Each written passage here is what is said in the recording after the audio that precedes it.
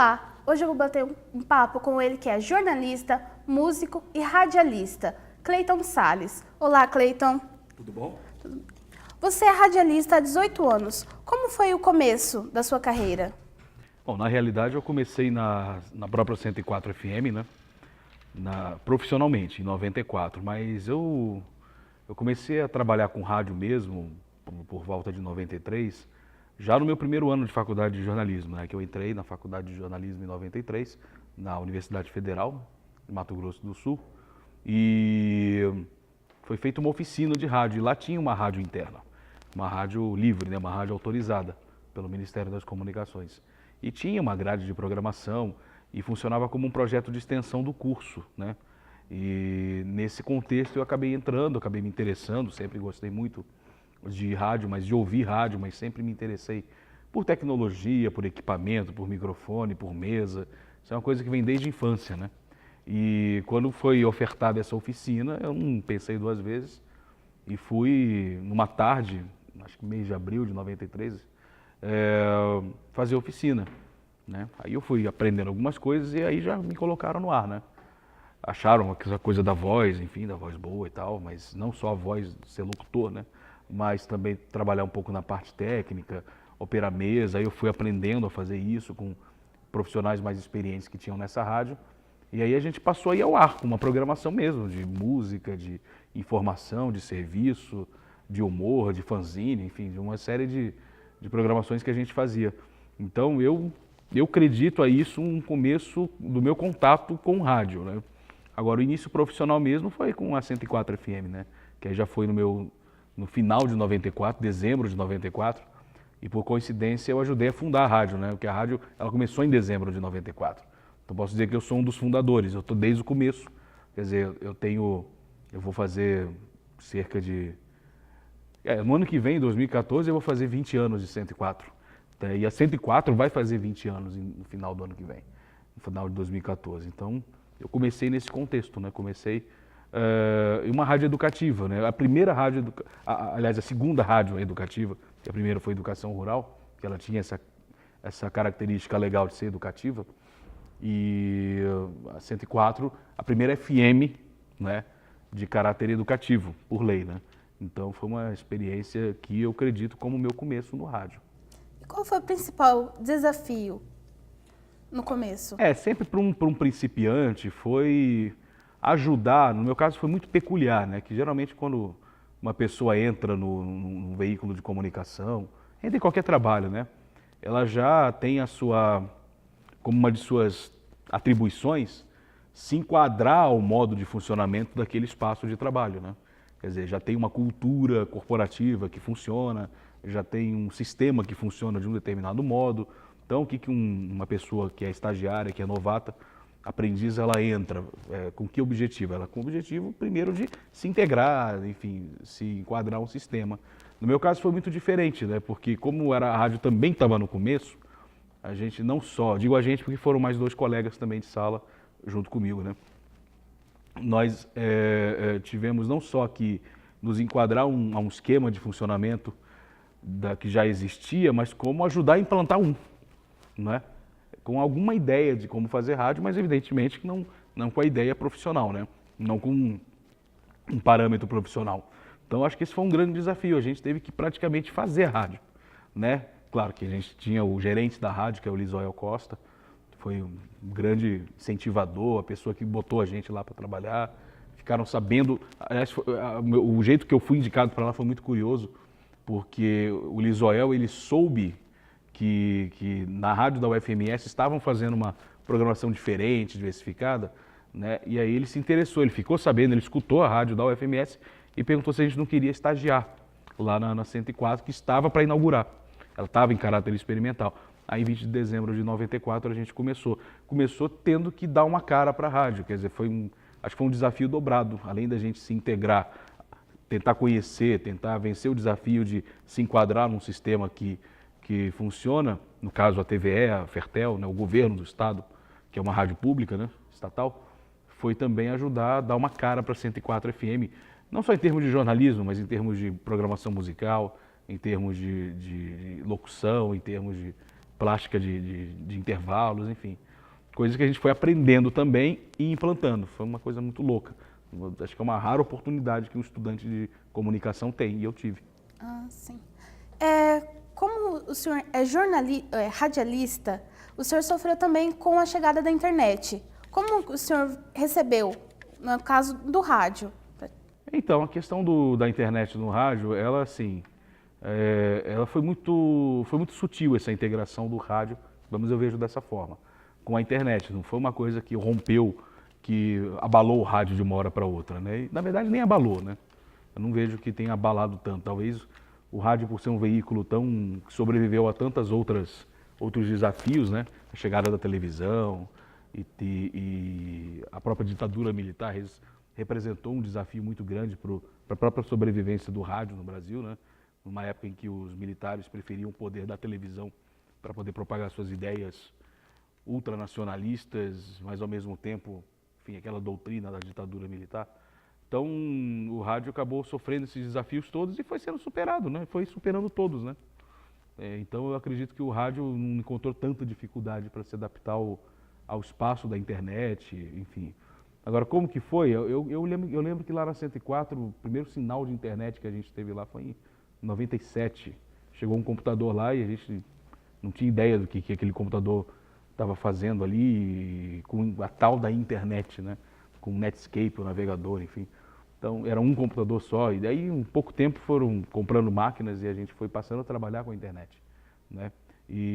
Então, assim, a gente teve que se adaptar, né? Os radialistas tiveram que se adaptar, os jornalistas tiveram que se adaptar, os técnicos tiveram que se adaptar. Foi uma grande adaptação, mas eu acho que pela própria característica do rádio, histórica característica do rádio se integrar bem às mudanças, então a internet foi mais uma e eu acho que continua sendo mais uma mudança que até, de um certo modo, pode beneficiar o rádio.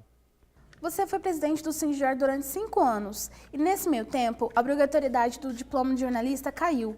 Como foi recebido pelo Sindjor ME de Mato Grosso do Sul? Olha, foi uma notícia péssima, né? Foi um baque, foi realmente uma coisa que, de um certo modo, a gente, como categoria, né, como representante de uma classe, a gente estava lutando. Mas, claro, ninguém é imaturo o suficiente para não imaginar que isso poderia acontecer, né, que isso não poderia acontecer. Óbvio que isso poderia acontecer e aconteceu, né? Uma decisão lamentável, uma decisão equivocadíssima do Supremo Tribunal Federal, que infelizmente coleciona decisões erradas, coleciona julgamentos errados. Na nossa visão, foi um julgamento que os ministros do STF, inclusive vários deles, que ainda estão lá no STF, votaram cedendo a um lobby, cedendo a uma pressão dos donos de meios de comunicação, da Globo, da Folha de São Paulo, da Editora Abril.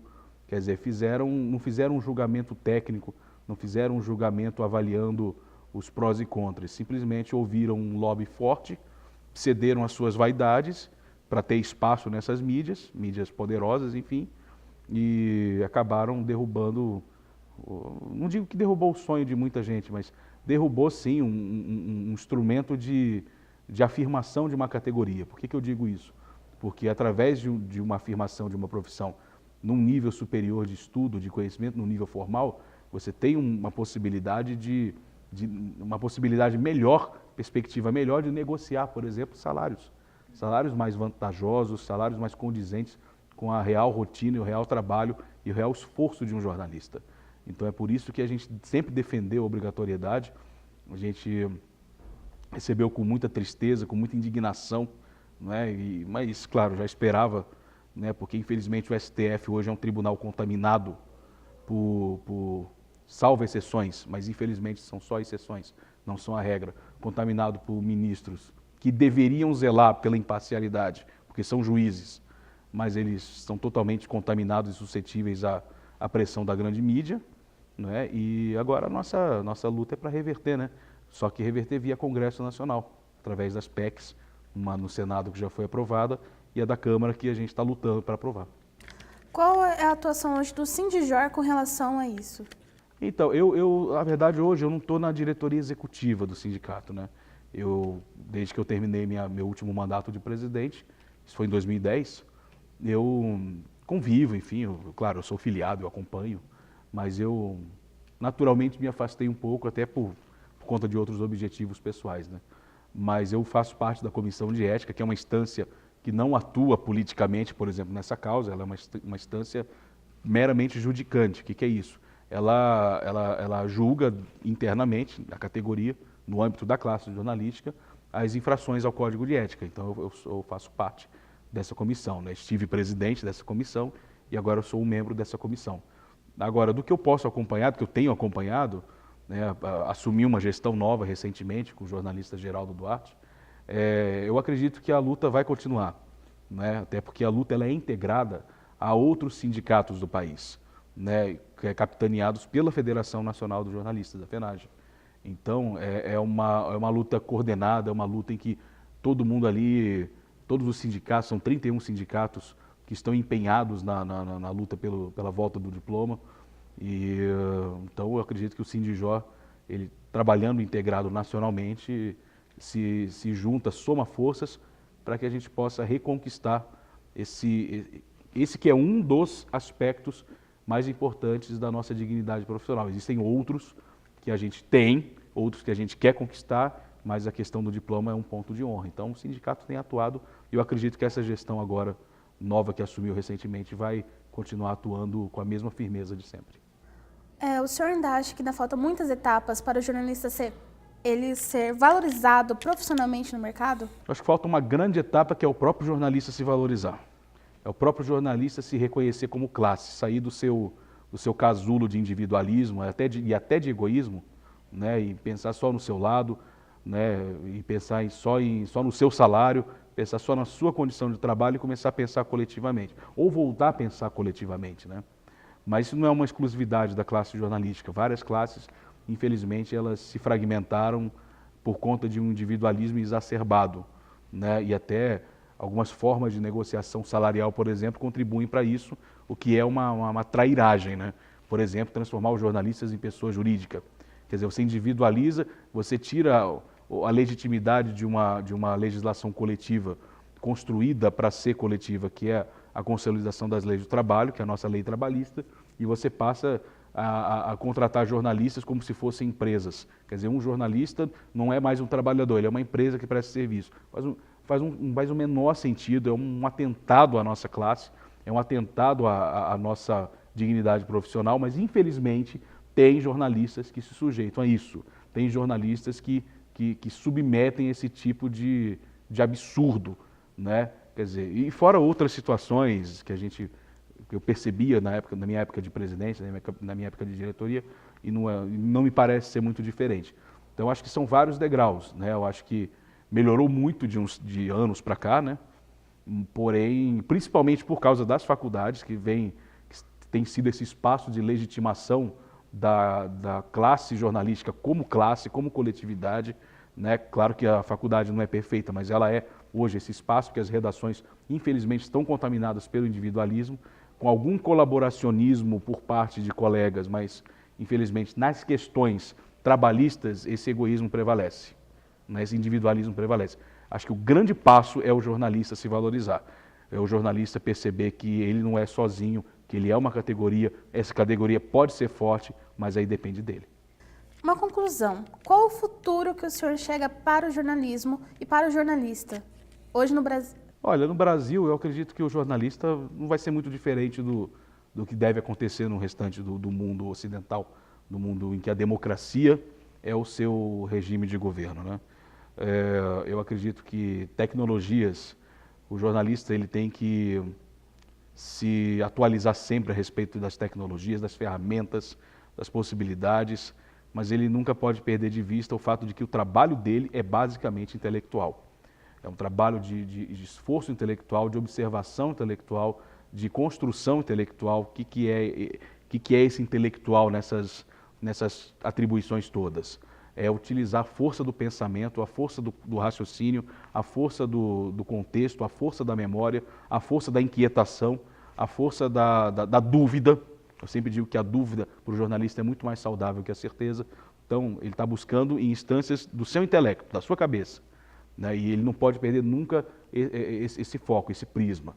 Ele não pode se tornar uma máquina de fazer notícia. Ele não pode se tornar simplesmente como infelizmente acontece, até por conta um pouco da internet, mas não por culpa da internet, mas por conta de um sistema de jornalismo, web jornalismo digital, enfim, que vem inserindo essa ideia mecanizada da produção jornalística, mas tem experiências diferentes, o que é muito positivo. São muitas notícias, mas pouco apuradas. Exatamente, pouco aprofundadas, né? Porque nós não convivemos mais, nós não somos mais exclusivos, não está mais conosco o monopólio da produção informativa de massa. Né? Hoje em dia, com a internet, as pessoas não jornalistas podem produzir informação. Agora, o que vai nos diferenciar dessas pessoas? Aí vem o aprofundamento, aí vem a qualidade, aí vem o esforço intelectual e todas essas atribuições que eu te falei. Então, eu acredito que o futuro do jornalismo vai depender de como que o jornalismo, de como que o jornalista e as empresas de comunicação, enfim, todo o sistema, toda a cadeia produtiva da notícia, da produção da notícia, vai se ver nesse futuro. Algumas estão vendo que o caminho é o aprofundamento, o caminho é a contextualização, o caminho é um jornalismo com qualidade, que diferencie das informações parcas que são espalhadas em redes sociais, internet e tudo mais. Agora, alguns não. Infelizmente acreditam, ainda acham que o jornalismo é o mesmo de 40 anos atrás, o mesmo de 20 anos atrás, o mesmo de 10 anos atrás. E não é. Então, o futuro do jornalismo eu vejo com um otimismo. Eu vejo com otimismo por conta justamente desses avanços tecnológicos, né, de alguns valores que vêm sendo remodelados na própria sociedade. A sociedade está um pouco mais consciente em relação a questões humanitárias, a questões ambientais, a questões sociais. Né? Isso no Brasil, eu vejo isso nos últimos 10 anos, né, para cá. Então, eu acredito que essa sensibilidade aumentou um pouco da sociedade. O jornalista tem que acompanhar esse sentimento. Então, o futuro é bom, mas também o êxito desse futuro e a continuidade dele vai depender de quem faz parte desse sistema chamado jornalismo. Muito obrigada, Cleiton, pela entrevista. O Entrevistando de hoje fica por aqui. Uma boa semana.